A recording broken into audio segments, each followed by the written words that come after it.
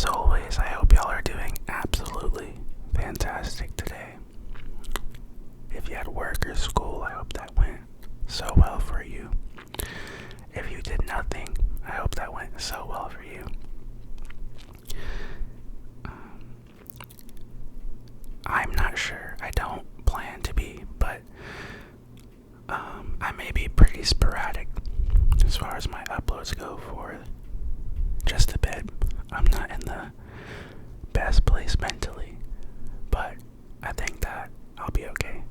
I've definitely grown a lot and I've learned a lot as far as handling my emotions.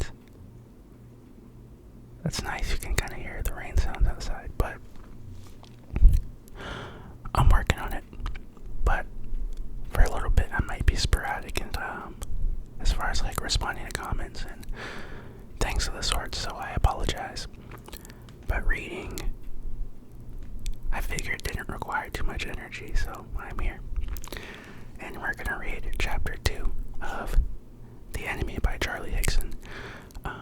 Feel free to go back and watch Part 1 if you haven't. Or Chapter 1, I should say. So let's do this. I really hope this mic doesn't fall over. A burster was lying in the middle of the road. A father, by the looks of it, though it was hard to tell. He had the familiar look of a vegetable or a piece of fruit, left too long in the sun. The skin was blackened, shriveled, and split, the overripe flesh inside squeezing out. His insides had turned to mush. This was what happened if any grown-ups lived long enough to let the disease run its full course. They literally burst. Aaron prodded the body with his trainer. As he did so, the skin popped and a stream of pus oozed out, followed by a bright pink blossom of soft fat. Y'all, these descriptions are effing nasty.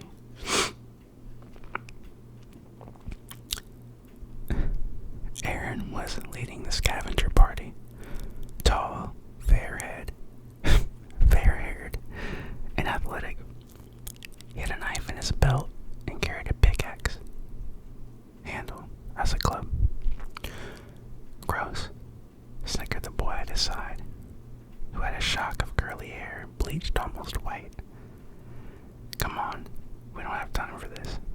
Aaron turned his back on the corpse and carried on up the Holloway Road. When the disaster fire had happened, the kids had been appalled and was fascinated by the dead bodies. Now they were used to it. They hardly even noticed them. A burster, though, was still a little special. The scavenger party took up their positions with Aaron and trudged on. They hadn't gone another 100 yards, however, before the bleach-haired boy Deke slowed down. What's that? They stopped and listened. Dogs, said another boy, and he moved to the front. He was shorter than Aaron and not as strong. He had proved time and time again, though, that the fighting was not all about strength. Aaron was the leader, but I've always felt like I pronounced his name wrong. But Achilles was the best fighter with a meal. I'm struggling. Achilles was the best fighter of them all. With a weary build, dark eyes, and olive skin, he spent most of his spare time shaving elaborate patterns into his short hair. He could be moody and sarcastic, and quick to lose his temper, but nobody much minded because he saved them all many times with his combat skills. He moved fast, used his brain, and utterly ruthless in fighting. They waited, but could hear the dogs long before they saw them. A cacophony of howling, yelping, together, it sounded like a single mad beast. Achilles leveled his spear, pointing it towards the noise. It was made from a metal spike he'd happened to find.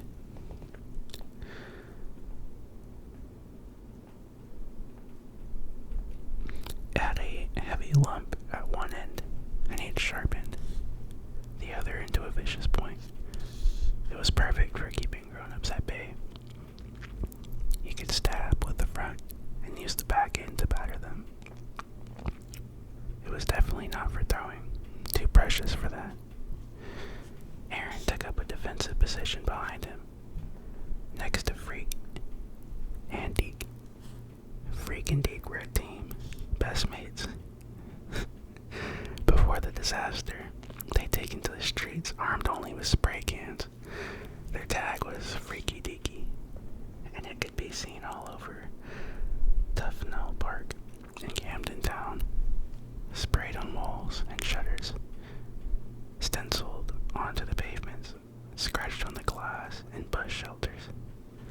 They all knew. Backways, all the alleys and shortcuts. Freak, whose real name was David, had close, cropped hair and a thin, pinched face.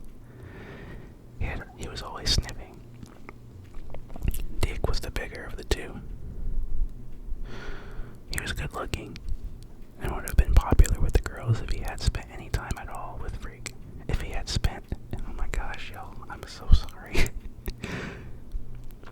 Let's restart that.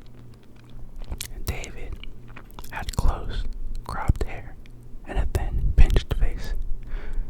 He was always sniffing. Dick was the bigger of the two. He was good looking and would have been popular with the girls if he hadn't spent all his time with Freak.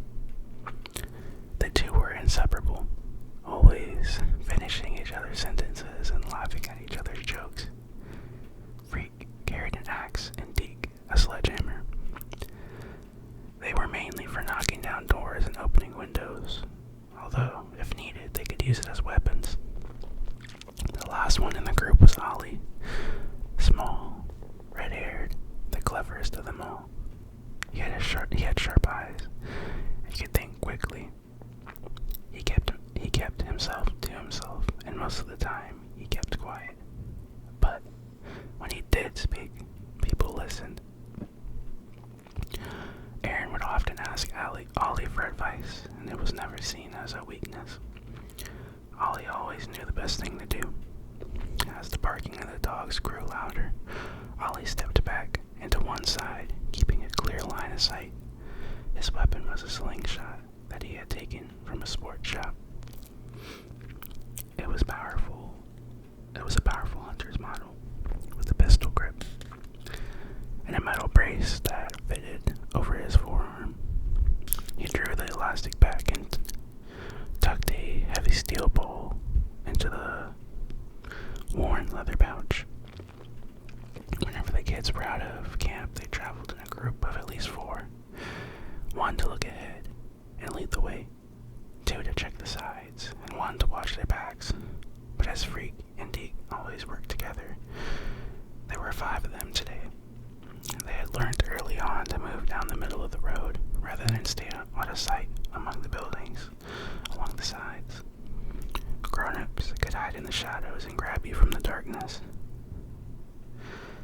They weren't such a threat in the open because, on the whole, they didn't move fast enough. The biggest danger was if you got surrounded. In a mass, the grown-ups were a real threat, bigger and heavier than the kids and diseased. Grown-ups were rarely organized enough to plan any real strategies, though, and for the most part they came lumbering out in a pack from the side, and the best thing to do was run. Avoid to fight. Anything to avoid a fight. Dogs were different, however, unpredictable, dangerous. Are they coming our way? Said Freak, scratching his stubbly head. Think so, said Ollie, his slingshot creaking. Let them, said Ollie, Let them, said Achilles. I'm ready. It gets more dangerous every time we come out, said Aaron. Yeah, tell me about it, said Deke nervously, twisting his sledgehammer in his hand. Then the first of the dogs appeared, a skinny mongrel with one eye. It bowed out into the street, fell over, wriggled on the ground, then lay on its back in surrender. A second dog was hard on its tail, a dirty Staffordshire Terrier. It had evidently been chasing the mongrel, because it came at him with teeth bared and hackles raised. There was an almost comical moment when the two dogs realized they had an audience. They both did a double take and looked at the boys in surprise. The rest of the pack. Next time I'm gonna put on some more light because I thought the candles would be enough to be able to see this, but apparently not. Let's go. They both did a double take and looked at the boys in surprise. The rest of the pack came into view at almost the same time, howling and barking. They skidded to a halt, and a couple of them knocked into the staff, who turned and snapped at them. The little mongrel saw its moment and scurried off. The staff stood there, sniffing the air. Oh, the staff, I guess that's some sort of dog breed. The staff stood there, sniffing the air. The other dogs were a mismatched mob with missing fur and diseased eyes, caked with pus. Some were limping, some wounded, and some sat down in the road and vigorously scratched its ear until another dog bit it and it scampered away. The staff strutted forward, growling. Then it started to bark at the boys, and the rest of the pack joined in. Instantly, the street was filled with their racket. Will they attack, do you think? Asked Freak. Depends on how hungry they are, said Aaron. They look pretty hungry to me, said Deke, and he gripped his sledgehammer tighter. Try and scare them off, said Aaron. The boys now made a racket of their own, yelling and screaming and waving their arms. The dogs backed off, but the bolder ones were soon inching closer. The big staff shook his head and nosed ahead, his claws scratching at the tarmac. Take him out, said Aaron. He's the boss. Maybe the others will get the message. Ollie loosed his shot. The steel ball hit the dog squarely in the forehead, and his legs crumpled, and he went down without a sound. The other dogs sniffed around him, and one or two of them set up a howl. Then a big Alsatian ran from the back of the pack, leading 3 other hounds with him. Achilles went down on one knee, and as the dog pounced, he stuck it through him with the spear. The followers veered off to the side, and Ollie hit one more with the steel ball, breaking its leg. It yelped and turned tail, dragging its leg behind. With a great war cry, the boys charged, and the rest of the dogs scattered. Ollie quickly searched the area for the ammunition. He found a second ball lying in the gutter. The first one was stuck in the staff's head, in the neat crease of the broken bone.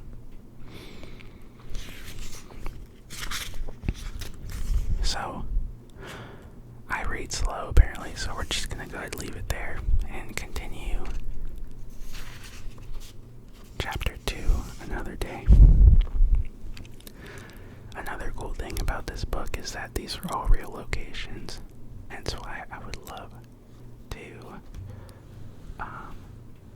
visit London one day and check out the areas from in the book. But I hope you'll enjoy it. Hope you just relaxed a little. Yeah. See you soon, hopefully. Take care and have a good night.